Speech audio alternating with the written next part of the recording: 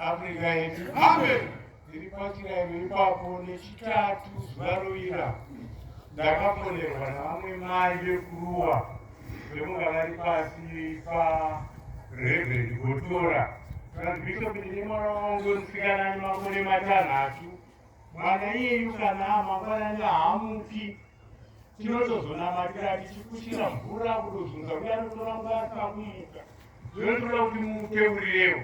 Ndikati zvakanaka isai mvura tichimuteurira. Ndakateurira mvura ndikateurira mwana uya pafoni. Ndikati right mai chimurovai katatu pamazare pagotsi. Imwe mumupa onwa, imwe mukushira mumba.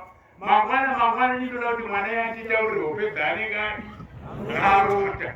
Ndovakaita saizvozvo. China mangwanani 6:30 mai vakapona. Saka ndinotenda Mwari wakatuma Paulo mwacho waAfrica. Mwana wangu zvekurara zviya hazina kuzoita. Angumugose vamasani hope dzaarota. Ndikati mupei foni. Wondipoesa zvazi Bishop Manheru ndakarota. Ndina mutuma Paulo mwacho waAfrica takabva pamunhamba yeJefferson Road. Tine mota chena tiri vairi nemutumwa. Mutumwa ndiye akanga achidhiraivha mota iyoyo. Takasvika pamaungwa. Mutumwa akavaka sanctuary. Ini ndakangogara mota. Akaropafadza chirayiro. Ini ndakangogara mota. Afrika yedu.